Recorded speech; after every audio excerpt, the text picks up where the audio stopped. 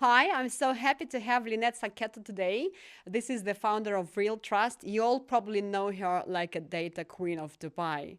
Thank you so much for coming. Thank you so much for having Yeah, me. I'm so happy that we're having you today because you're one of the first people in the market who brought up all the data, made it open and accessible for everyone in the market, basically. And you were working at the projects like a property monitor, for database analysis in Property Finder, and you have your own company now. So it's a great pleasure for us to have you here today. Thank you so much for coming. Thank you so much for those kind words. And Very happy to be here today. thank you. And I have so many questions to you since you've been to real estate from different angles and you are initially not from Dubai. Maybe you can tell us like a couple of words what is your background Sure. and where did you come from? So, originally from the States, from Chicago, born and raised, first generation American. My father is from Lithuania and my mother is from Puerto Rico. Oh, So, I grew up in a multicultural environment, and Chicago is the melting pot, as they call it in the US. So, originally from there, been in technology and I was actually doing the math the other day, 30 years as of this month. So I started wow. my first technology consulting firm this month, 30 years ago. Congrats, So that's a universal yeah, anniversary. thank you. Actually, it was August 28th. So that would be tomorrow, I think. Yeah. Oh, Or no, okay. today. Oh, Today. wow. So, yeah, I was doing the math the other day for something that I was working on. But yes, so been in the technology space for 30 years now, and I focused on prop tech when I arrived here in 2006. And before I was in real estate, I've always loved real estate. So I had two hobbies. It was technology and real estate. I caught the real estate bug when I was very young. My mother owned an apartment building in the south side of Chicago. So for as long as I can remember, probably I was like 7, and I was helping her collecting rents, dealing with the tenants, finding tenants, Oh. maintenance issues, because my mother's first language is Spanish. So I was also translating and working, like doing all the documents. And that's when I really fell in love with Mhm. real estate. Um, and I purchased my first building when I was 18. Wow. Yes, yes. So, as I said, I have been in the technology sector for a very long time, and I was consulting, and this was before the dot-com boom, and I was making a significant amount of money for at a very young age. Mhm. And I had two choices. Do I go out on a shopping spree and buy cars and nice clothes and jewelry, or do I invest in an apartment building? Mhm. Don't ask me how that thought Obviously, came you into my chose the mind at second the one. age of 18. And I decided to invest in an apartment building. So that's how I caught the real estate bug. I've been investing ever since, a serial investor, as I call myself. And then I arrived here in 2006. How were you choosing the country? Because back then Dubai was not that popular. It was Yep. not PR, Yep. hype of Dubai. Like, how did you choose Dubai? So I came on a holiday. So a year before, it was probably 2005, I came on a holiday with family friends who were looking to invest in the Palm. So this is when the Palm was under construction, and they were actually looking to invest in the World Islands. Mhm. And they asked me to come along just to kind of help them, give them advice, and come for the holiday. So we did. We came. We went and did the tour of the World Islands, and they didn't end up buying, which was a very good choice. But at that point, obviously, with real estate being such a passion of mine, when I arrived into Dubai, I saw all the cranes and all the construction and all the possibility. I was like, this is where I This is the need to be. future. This is the future. And at that point, I didn't have children yet. So it was a very, in my mind, an easy move to move from, at that point, I was in Las Vegas to here in Dubai in 2006. Okay, but in Las Vegas, you were doing real estate as an agent, right? Yes. So I took a break from technology because at some point I was living in hotels in an airplane consulting for Microsoft at this time. So I took a break and I decided to get my real estate broker license in Las Vegas. Because at that time I was buying and fixing up and flipping properties. And I thought, no, why not? Let me get my license and see what happens. So I did. And then I joined a business broker. Mhm. So it wasn't a traditional real estate brokerage, it was a business broker. So buying and selling, mergers, acquisitions of businesses, which is very common in the US, especially Mm-hmm. in Las Vegas. Mm-hmm. And then at that agency, I dabbled a little bit into residential and commercial as well. And then within 2 years, I ended up to be in the top 2% of real estate brokers in Nevada. Wow. And I was focusing in Las Vegas. And then at that time, I said, you know what, I'm just going to start my own brokerage because I have my clients and I was dealing with various different type of large transactions, and it just made sense. I did that for about 5 years before moving to Dubai, and I loved it. And at that time, with my technology mind always there, the back of my head, Facebook was around, just barely started. I remember for the wider population. Real estate companies didn't really have websites, so this whole getting Industry. leads and farming was very much personal. So it was like, speaking to your neighbors, knowing your community. We were using mailers, email. Yeah, we were emailing back and forth, and I know I sound very dated when I explain this concept, but yeah, this is how we were conducting real estate, mostly networking People and know your people. sphere That's of it. influence Mm-hmm. and just Mm-hmm. referrals. No cold calling. Never did it, never understood the concept. And it's just something that I never understood in real estate. So at that point, I was Zillow and Trulia had come out, and they were very data centric. So in the US, the data is open. So you have your open land registries that you can go onto the Mm-hmm. websites at that point, and you're able to find out who owned what property, their name, their phone number, everything about a property transaction. And Zillow at that point made it very consumer centric, and they put it onto their website. And this is right when I was moving to Dubai. And so I had a taste of that, as well as the MLS. The MLS has been Mm-hmm. around for over 100 years in the US, and that is your source of truth, your database for real estate information. So yeah, that's how I did real estate in the States. But when you moved here, you didn't start your own real estate, for No, example. Why no. not? So when I moved here, RERA did not exist. So there was no licensing. Yes, you had your brokerages at that point. Gulf News was your source for real estate information. So you had like a big, I forgot the name of the magazine. I think it was like Gulf Real Estate Weekly or something like that, Mm-hmm. where people put their listings in. So I was hired by a Canadian franchise to manage the company here in Dubai. And I had about 30 brokers reporting to me at that point. And this was before the financial crash, obviously. And it was very much the Wild Wild West. So there was no RERA, there was no MLS, there was no data. And I was just thinking, Where what am is I? going on here? And then I saw the lack of data, and that really just caught my attention and caught my focus. And I literally made it a mission to bring real estate data to the market at that point. So that's why I never went into brokering. It was never really something that I wanted to do here. But this first step is so interesting. Like when everything is closed, it's not an open data. And like, how did you manage to get this information out? Like, because probably it was a hard one. Yes, it was very hard. So I knew the source of truth was Dubai Land Department. They're the ones that had all the data. So I approached them, and it took me many, many years to work with them. At this point, I was at Property Monitor. And we were starting the digital platform of Property Monitor, and we were creating a platform for real estate agents. We wanted it to be very agent centric, and I knew I needed more data to create this product. So at that time, Property Monitor was owned by Cavendish Maxwell, which is a consultancy. So we were working with the land department to create real estate reports. Mm-hmm. And that was our first glimpse into the data and being able to see the data that they had and how it was curated and how vast it was. And we did our very first report, which was called the Daria report.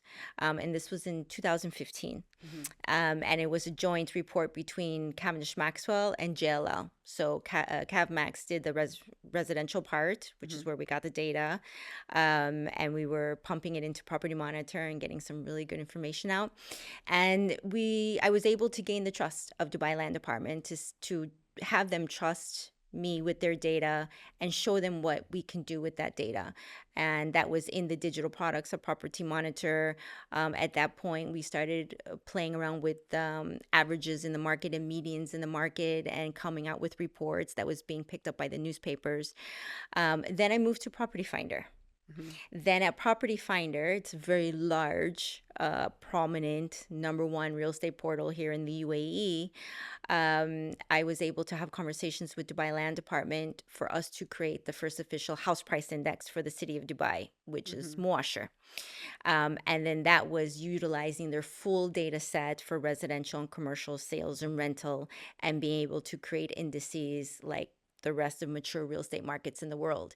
Then at Property Finder, we were utilizing the data. We created Data Finder, which is a B2B data platform like Property Monitor, and then a bunch of B2C tools like buy versus rent, house prices, how much is your home worth, and things like that for consumers on the website. How long did it take to create that?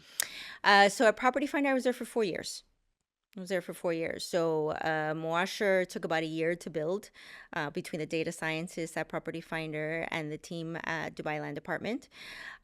Came out in 2018, I think it was, or 2019, Moasher came out.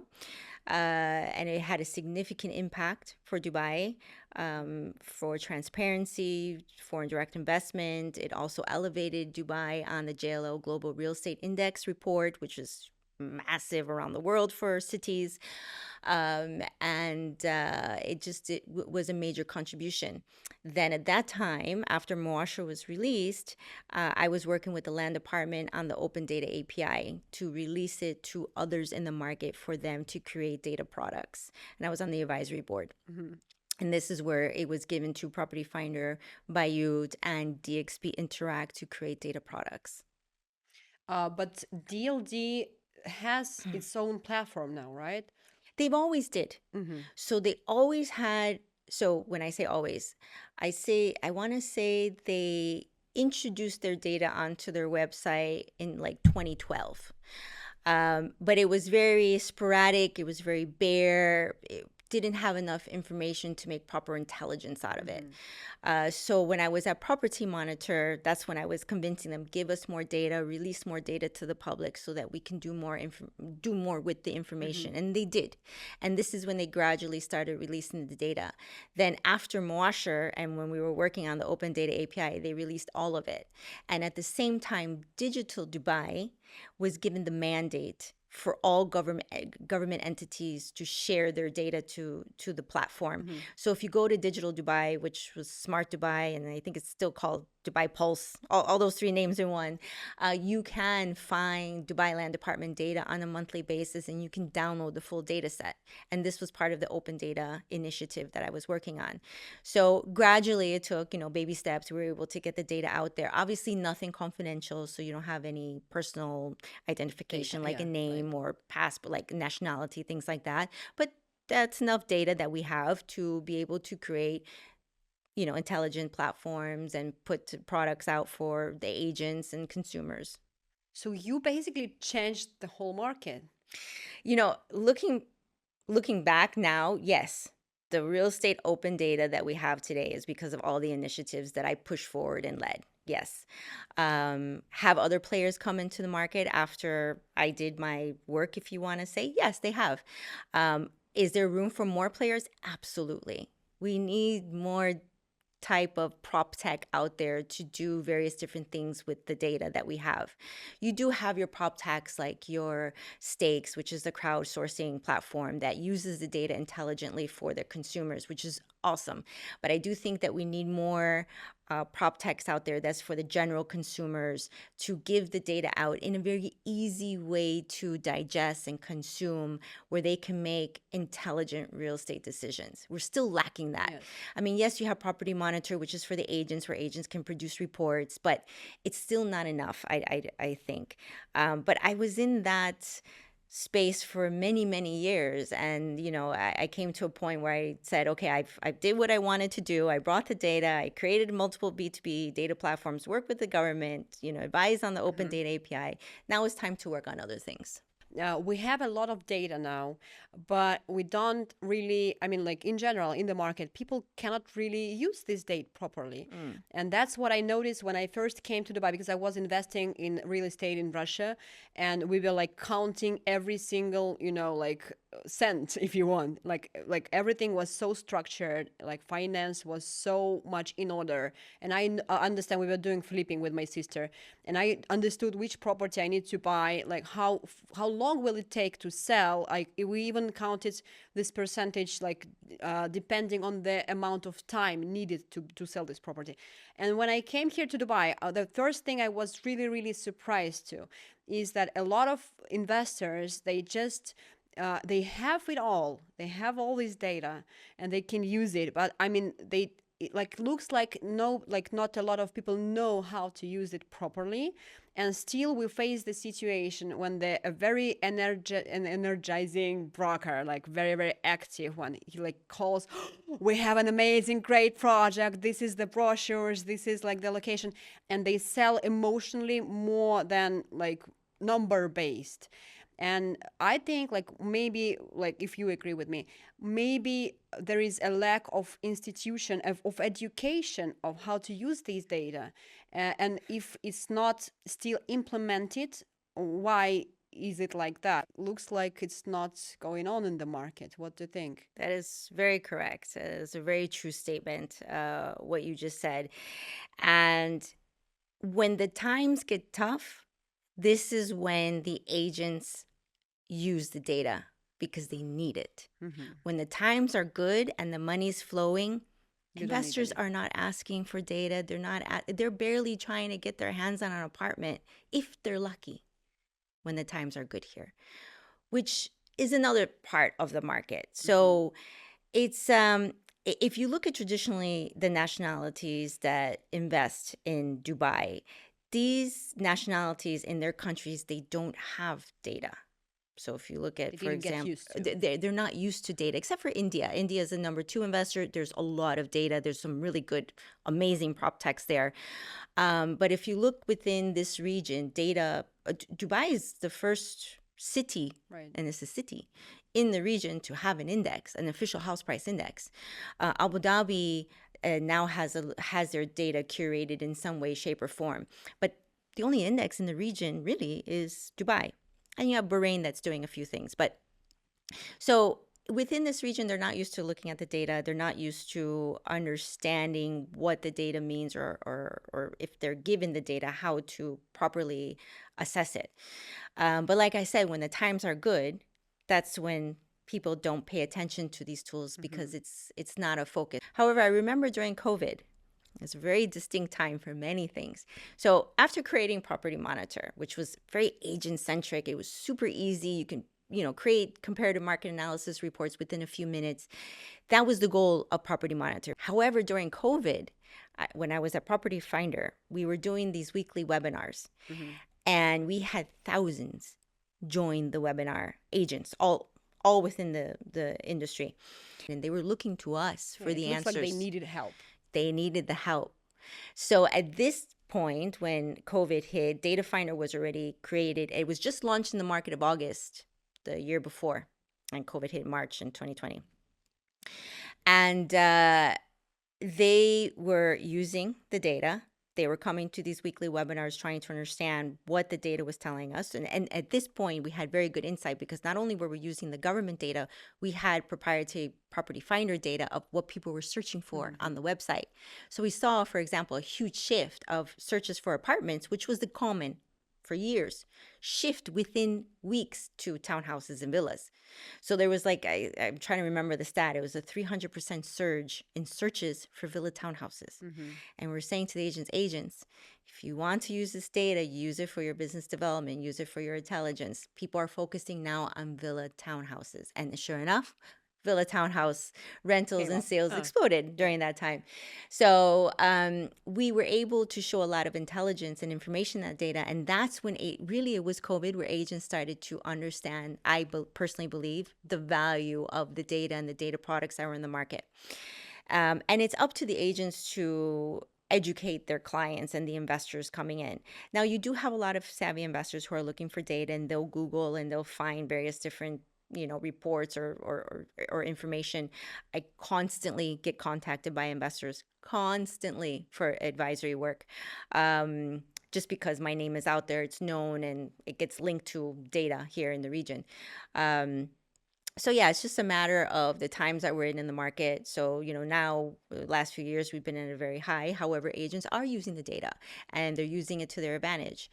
And investors, now it's becoming more of a common practice, common knowledge that we do have this data here in Dubai. So it looks like waves, like we Yeah. need it, we don't really need it. We need it connecting to the like economy situation and to the market. Yes. Yes. And it takes that really good, savvy agent who understands the market to be able to digest and explain the data. And this is what differentiates the seasoned, experienced agents from the rest of the agents really in the market. Speaking about, you mentioned villas and townhouses situation back then. I faced the same situation with the commercial today. Nothing was built like for 7-8 years. The demand was not really there like during the COVID times, after the COVID, but the demand is like keeps growing. Businesses keep coming in, and there is the whole government, I mean, the strategy on bringing new businesses in, but there is no space to sit in. What's like, do you think is gonna happen? Because what's going on now, people just buy and sell, and the prices go so much high, like it's just unaffordable in many Exactly. ways. At the same time, it's not like we can build up tomorrow a new commercial building. And the launches we have now, it's mostly like 95% residential. So what do you think is going to be the solution if we speak about commercial?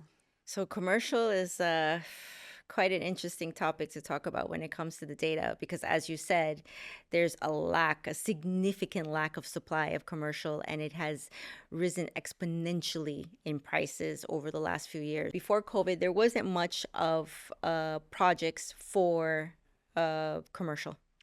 When Dubai Hills was the concept came out into the market, everyone's like, why so much commercial? Like everyone just questioned, and obviously look how Why do we need this? successful and the timing of it is just, I don't want to say, I don't know if it's coincidental, but it was perfect. Then when COVID hit, no one knew what was going to happen. So the thought of building commercial was not on any developer's mind. It was obviously they were trying to pivot, and those who were agile did in the villa townhouse sector. But obviously, just in general, commercial just was not thought about. Now, a few years later, we find ourselves in this position. If you look at the data, there's only 10 projects in Dubai under construction today for commercial. 10. One in Business Bay. There's like 3 in JVC. There's 1 in JLT, Trade Center. It's not enough. Nothing. So obviously, people have seen this, they have identified this, and they're trying to catch up. But, like you said, you just can't put up a building overnight. So it's going to take time. So we will be in this situation with commercial for the next few years. There is a shortage. Prices will continue to increase. If you're trying to rent a commercial space, it's pretty much impossible because it's very high occupancy, high demand. If you try to buy, it's extremely expensive. It's for those looking for commercial, it's not a good position for them. Yeah, but we still have this little timing, little gap. This is where I transfer all my investors to, by the way. We try to search for something cheaper than the market price, shell and core, make it like fit out and sell it. And like with my last investor, we made 30% less than in half year on that. Like it's still possible, you just need to find the vacant, shell and core, like empty. Somebody forgot about this. Like this is a big chance, this is a great opportunity. But I think we still have some room until it's all will be done. But once shell and core and like empty spaces, vacant spaces will be over. Yeah, if you can find a commercial space that is somewhat decent price per square foot, for an investment perspective, yes, this is what grab it. Everyone. Grab it. Yeah. So I'm constantly have my eyes open now on commercial. Yeah. Not residential. It's commercial. Yeah. And speaking about residential, what do you think is going to happen with residential? In the next 3 years, will we have oversupply, or it's hard to say now? So I don't have a crystal ball, and I Yes. always start with that. However, I do obviously look at the data and constantly assess the market. So I do my reports now quarterly. So last quarter um, was kind of a little bit more insightful of what I think is going to happen in the market, especially because of the current units that are currently under construction. So if we look at the various different, and you can't just look at one data set. You Right. can't just look at transactions. You need to look at Many listings. factors. You need to look at project and supply. You need to look at demand. So, for example, last year I noticed that we started to see a decrease in listing prices for residential month on month, and it was decreasing at an average of 5% month on month, and it didn't stop. So that kind of piqued my attention to a few things about, of course, also project and supply. So my reports that came out last quarter, so we had two consecutive quarters where the secondary market declined. Very, very small decline, but still it was decline compared to the significant quarter on quarter, even month on month differences that we were seeing prior in the last few years. Right. Year on year, still an increase, of course. But if we look at quarter to quarter, there was two consecutive quarters where there was a decrease in prices, in prices in the secondary market.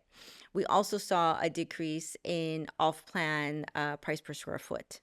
Two consecutive Which I quarters. find, by the way, very healthy, like in Yes. a way, because like it cannot grow up, constantly, endlessly. And what was going on in the market, this is like I start every single conversation with all my clients and investors. I start with saying what we had in 2022, 2023, it is not normal. I mean, it's not the trend. It's It's not an the anomaly. market. It's just like the hype in many ways, in many factors, but it's not, you cannot really rely on these two, like past 2 and 2.5 years, like this is the Dubai real estate market. No, it's not. Like what we do need to focus on, and like what to pay attention, like what was going on before, like 10 years before, what was the trends, what it depended on, how it was connected to the economy situation in general, like things like that. But it's not like what the market should be like normally. In this case, I think it's more like really, like coming back to normal more than like the market is decreasing, like things. I think it's just this correction kind of thing. Yes. I mean, look, since COVID, a lot of things have happened. So obviously, Dubai became very attractive to a lot of nationalities that didn't traditionally invest here. And we had a V-shaped recovery. It was very tourist friendly, very investor friendly. We were very proactive with initiatives and regulations and visas and everything. It was just so many things put together that just really helped the real estate market here post-COVID. Then we had the Russian and ex-Soviet states that came in and invested due to what was happening geopolitically. So I call these anomalies. What happened in the last few years, Exactly. and really the dynamics of the market that we saw have already dissipated and have disappeared.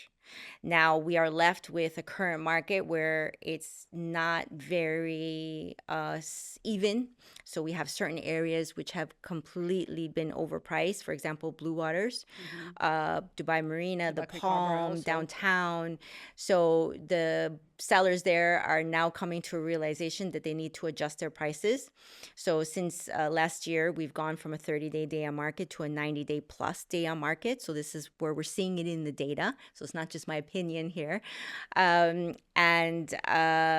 We have 297,000 units under construction today. I'm not talking about launched. I'm talking about under construction today. So, and we're looking at major finishes this year, next year, and in 2026, which Right. we're going to have over 100,000 units completed. This is going to have a significant impact on the market in pricing for both rentals and sales, period. There is no way around that discussion. Some more areas than others. And, depending on how you look at the market and how you're investing, and if you want to invest today, you need to be very smart and look at the data and try to figure out how you think the market is going to go in the next few years. But personally, looking at the data, seeing what is going to transpire in the next few years, I would wait to buy. That's just my personal opinion. Or by Wait, commercial. buy commercial for sure. Yeah, no. If you see anything good in commercial, definitely buy. But for residential, just wait it out until next year. For capital appreciation, be very careful on the areas that you choose. So the hot areas necessarily are not the areas for capital appreciation today. And we're seeing a lot of distress sales in the market now. We're seeing off-plan sell below OP for individuals trying to get out of their position in their payment plans today. So you just need to be very careful on how you invest in the market. Like I said, there's going to be a huge adjustment in the market in the next few years, and that's not taking into consideration any kind of macroeconomic situation. So they're looking at interest rates being cut next month in the US. That doesn't really affect us here. Our mortgage is already 4.25%, 4.5%. It's not like it's 7% in the States. So yes, it's very good for the States. Yes, it affects us because we're pegged to the dollar. So the next day we will have some kind of a adjustment in rates, but it really won't affect us the way it will affect, for example, the US. So you just need to see what's going to happen macroeconomically globally in the next year as well. Kind of take that into adjustment, as well as geopolitical issues that we have within the region. So there's a lot of factors. That's why I say I don't have a crystal ball. But if you look at the data, you just need to keep your eye on that data, keep your eye on what's happening. Yeah, just be more careful and more attentive to that thing. Exactly. Yeah, but if we speak about the market in terms like from buyers and sellers perspective, if we speak about brokers, what I feel, and I always keep constantly every Monday meeting, almost every Monday meeting, I'm saying this to my team. Like yesterday, the good broker is the one who could help you buy the property. Today, a good broker for me is the one who can sell. I mean, and this is what we need really to work on, but to be able to sell, you have, much more you need to know about the data, about the transactions, some hard cases in transactions. Agree, because like I said, there's a lot of sellers sitting on the market 90 days plus their properties. They're way overpriced, especially in some areas, and they have not yet come to the realization that they need to lower their prices to attract the buyers. And this is the job of the agent to kind of explain to them with the data as to why. And don't get me wrong, you still have the areas like in Dubai land, the villa communities, which are doing fantastically well and will continue to because of the demand and the lack of that specific kind of supply. But if you're, for example, trying to sell something in JVC or in Dubai Marina or, something that has maybe peaked in its capital appreciation for the next 5 years, it's a very tricky conversation for the agent. And that's where it's going to take the expertise. What do you think is we have still missing? What problems are not be solved with the instruments that we currently have in the market? So for sure, digitization, which is what I decided to focus on after working on the open data initiatives. So digitizing, especially that real estate transaction process, because today it's very archaic, it's very manual, paperwork, NOCs from developers. I mean, a lot of changes can be done any second. So much changes can be done. And this is what I decided to do with RealTrust when we started RealTrust, and that was to digitize and streamline that real estate transaction process as much as possible, as well as bring in escrow services, which did not really exist here before. Tell me, in a couple of words about RealTrust. RealTrust, basically, for me, is the service when I can go if I have any problem with manager checks, with transferring the money, to use escrow service. What else can I, search for? What kind of help using RealTrust? So we want to be a part of that entire real estate journey for the real estate agent and the investor. We are not a broker. So we do everything except for brokering. So if you have a foreign investor and they need to transfer their funds into the UAE to purchase a property, we have the escrow services for that, fully licensed, regulated out of the FCA in the UK. Extremely transparent and seamless. They get onboarded in a day. digitally. They upload their documents, they do the verification, AML, everything is done. Account is created under our main RealTrust escrow account, and then we either digitally wire transfer the funds to the seller or produce manager's check for the registration trustee, depending on the scenario. Same thing with the seller. If you have an international seller who doesn't have a UAE bank account, we take those funds and we transfer it to the seller for the closing. In addition, we also do all of the conveyancing, so all of the work in between. We do the power of attorney. We handle the golden visas for investors. A lot of investors are setting up property holding companies, which we do on their behalf.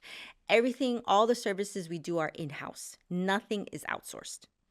So, and that was very important to us because we realized when you use third parties, it gets a bit tricky. You lose that relationship with the client. Jungle like that, like and it's very fragmented. Yeah, I'm right. trying to get rid of the fragmented, the pain points and the gaps in the market. I want it to be completely seamless, as digital as possible, and transparent for all parties.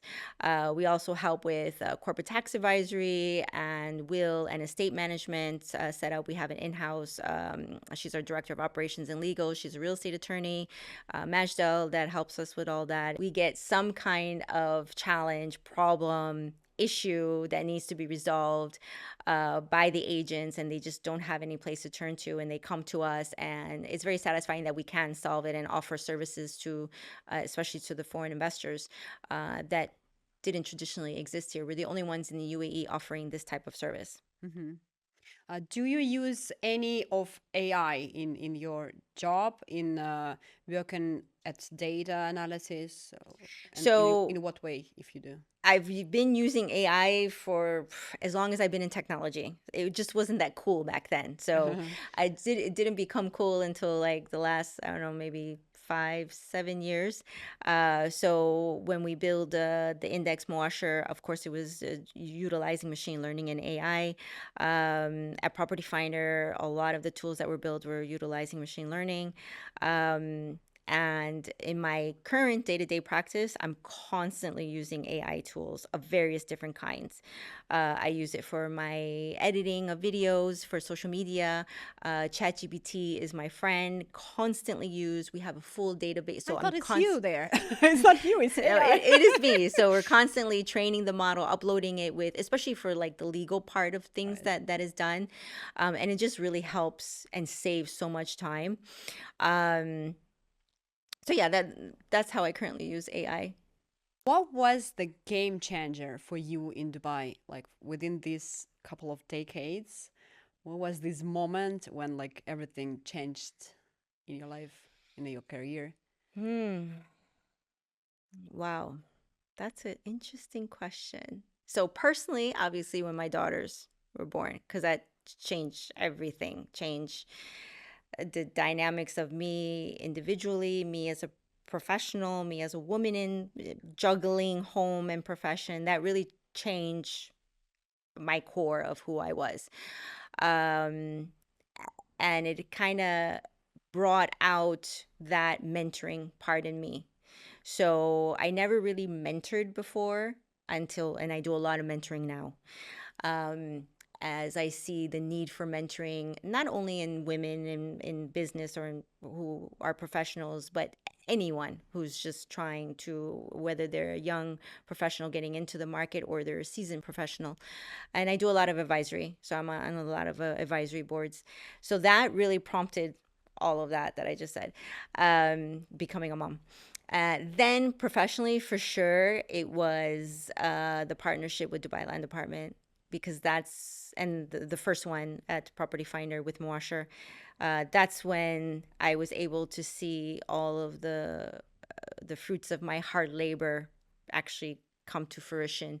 I worked over a decade, 12 plus years with Dubai Land Department to bring the open data to the market. And then when Property Finder signed the MOU with Dubai Land Department and the index came out and it had a huge impact, and then open data came out, and that's probably the biggest at that point. And today, for sure, it's the escrow services that we're offering at RealTrust. That is a game changer. It's we're like I said, we're the only ones doing that type of service here in the UAE. We also do a lot of work in Ras Al Khaimah and Abu Dhabi, and it's so streamlined, so easy. It's very quick. And fully regulated and transparent. So that's a huge game changer for me. But it's so much in its infancy. It has not yet come out, but it will. Okay, great. Thank you so much. If we speak about your experience as an investor, because this is a very, very interesting part to listen to someone who is making number-based decisions. Yes. What areas would you choose for investment and why? So I like to diversify my investment. So I don't just invest in Dubai. So I invest in Europe as well as the US. Um, I would say today, if I were, so for me, it's purely based down to numbers. You create your spreadsheet and we break down the IRR. So IRR is a very complex way of looking at real estate investment, and it's what developers live, breathe, see on a daily basis when they're building their projects. For a consumer or an investor looking, we still use that methodology and we break it down by IRR.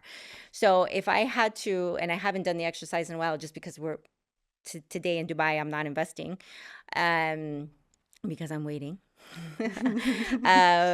If I had to guess, if I did an IRR report, I would say the good yielding areas today where I would consider thinking about future capital appreciation probably will be Damac Hills, Arjan. Uh, those are the two that I can think of off the top of my head. Dubai South? Dubai South still has time. Still has time to grow, still has time to appreciate in value. So that is an investment now that you won't really see the fruits of it for many years to come. Right. So if I want something, I'm building my IRR report, so I want to see, Fast. good 12, 15, 17%, maybe 19% IRR. That's my point. Those would be the areas, even though I know I won't get those IRR in those areas today, but that would be where I would be looking at. I think you'll get, like, if you just talk about basic yields, I think net yield today in Damac Hills, I can probably get 9%.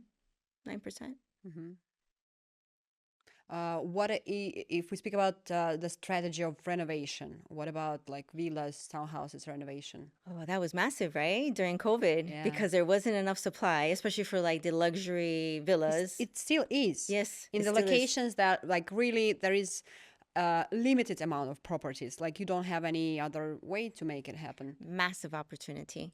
So if you have the capacity, you have the skill set to renovate, because if you I think it's very difficult to come in as an individual, invest in a property, and then have a third party do the renovation unless you really know that third party very well. Right. And make a business out of it. I think you need to be a part of that renovation.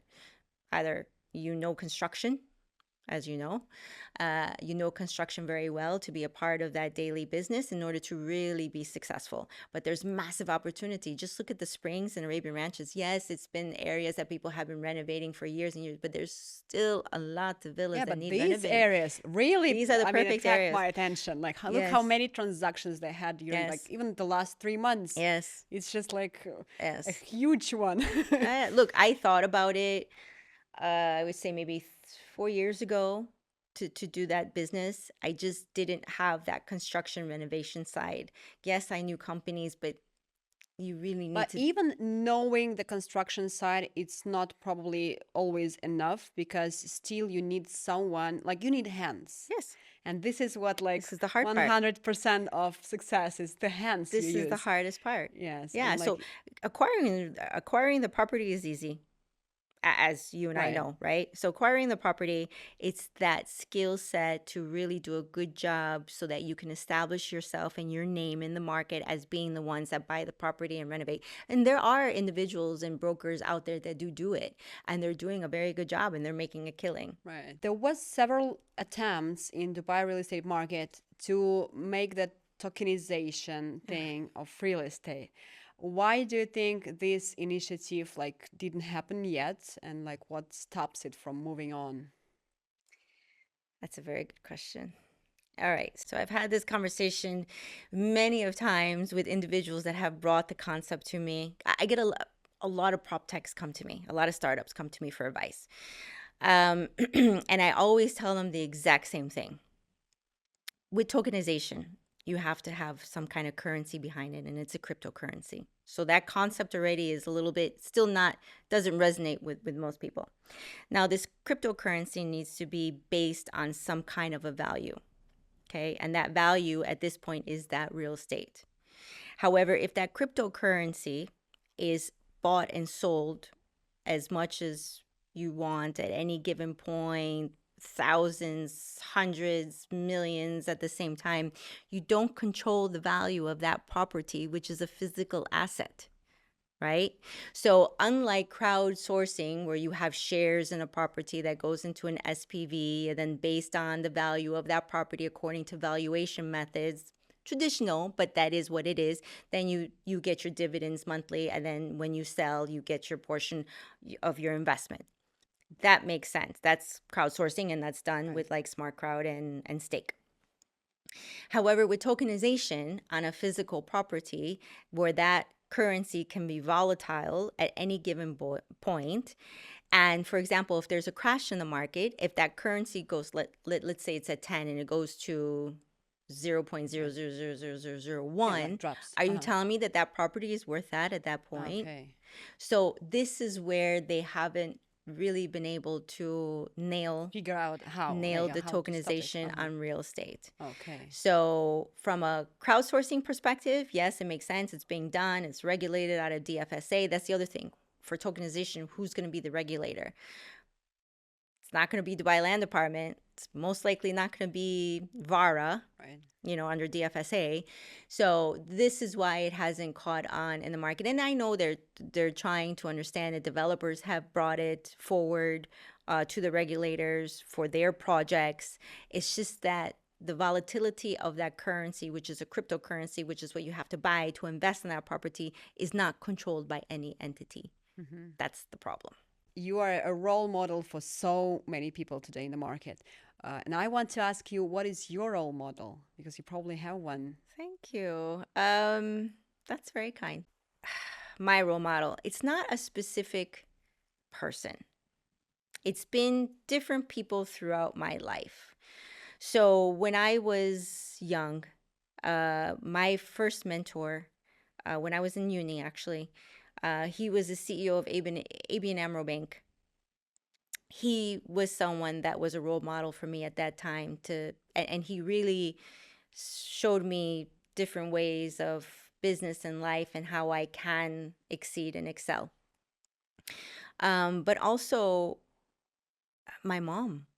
My mom came to the US when she was 15, didn't speak any English. She came to work as a maid from Puerto Rico to New York. And I still say to this day, there's a money tree in my backyard because she learned how to make money, just bring in money and make sure that we had everything that we need, or that I was the only child, make sure that I had everything that I needed, education, and we had a building that we own, an apartment building. I don't know how she did it. And she was a very strong woman. And despite the fact that she didn't speak the language, she was a minority and was treated as a minority in the US, which is not a very good thing. She just didn't care. She just pushed on, pushed through, and just went straight ahead. So I would say probably growing up, that's what I saw, and that was like, wow, okay. Unstoppable model. And I now that I look back today, I think, and my mom's 84 today, she still, if it's up to her, she would still work. She just loved to work. I remember at some point she had 3 jobs. She was a maid, she was working in a fast food restaurant, cleaning, and then she was taking care of elderly people as like a nurse kind of thing. Yeah, right. That for me just was work ethic. Doesn't matter, where you're from, your education. She had a 2nd grade education. That was how far she went. She went to the 2nd grade. So it didn't matter. And then throughout the years, different individuals. For example, I really admire what Michelle Obama has done and the individual that she is. But there's many individuals like that. So I can't say there's just one particular role model. Like a mix. It's a of mix. several. A mix, yeah. Okay. Okay, thank you so much, Lynette. It was like I had a great pleasure, really. I have so many questions. We probably need to have the second series of podcasts Sure, if my you're ready. pleasure. Yes, thank you Yeah. so much. Thank you for having If me. you have any questions, please. Um, I guess my question for you is, as a brokerage owner, what are you doing today in this market to be relevant next year and the year after? This is a good one. If we speak generally, like the generally, my philosophy is just to make everything different, like not like everyone else is doing. That's why, for example, we don't really, I mean, it can sound really strange, but still, we don't really focus on listings. This is like the first thing I found out. Everyone is not really having their hands full with the real property, and they don't really involve in the process of working on properties with investors, widening the networks with the different agents, like selling, but they focus on getting the listings. Like in some cases, even like you don't need this listing if it's overpriced, if it's one of 400 apartments, you don't really need this one. But this is Yeah. like the first thing I noticed, that every single like agency I came across to, they like make the listings, make the listing. And probably it comes, I mean, it's obvious, it comes from the, like this was for many many years the main source of lead generation, like these platforms like Bayut, Property Finder. So like the first thing I've did, like in my mind, and I'm doing in my company, I'm finding as many ways to generate the leads we can, not only like two like platforms or only social media, like any way to grab the person with money. Let me like put it this way, we need to use this one. This is number one. Number two is definitely connections. I mean, that's probably will always be there, and it was there always, but this is like really something that determines what's gonna happen next. Connections with investors, connections with buyers, connections with like tons of agents. And like I like really sincerely, I don't understand when you call an agent and you try to cooperate and he's saying, I don't work with other agents. Yeah. This like it's killing me, because I know, if we speak about like game changing things, I know so many people I've just met, like I met them randomly as an agent. We just were working at one property together. We didn't close it even, for example, but we came like really good friends. We became really close. They have like huge investors. Like we have a lot of things to exchange in general. So like this connection for me is everything. Yeah. Training my team. We do a lot of spend time, do a lot of meetings. We work on data. We like really analyze every single thing. The main rule I explain and I spread is never ever offer the client something to till the last stage possible. Like like you don't need to send any offer, to send any brochures, like just don't send anything, please. Like this is like my advice, Yeah. and this is what I do personally myself. So unless you know the whole situation, like the what is the family consists of, what they like, where did the children go, what they already experienced, what did they view already, what did they buy, like all this, like the very very last moment, the later you make the offer, the better, and the bigger the conversion is. Like this is like what I feel. And I do really we are planning to start the real estate academy, because like this is what I feel really demanded. A lot of real estate, they really, it's not that they lazy, they don't really know where to go. Like you mentioned, if you have any question, if you have a problem, you don't really have anyone to go to and ask. And this is like the lack I see in the market. And this is the basically what I think can help us over the next several years. That's very good. It's good. Good to hear. Thank you so much. Okay, thank you so much. Yes, Thank you. and I will be so happy to be in touch.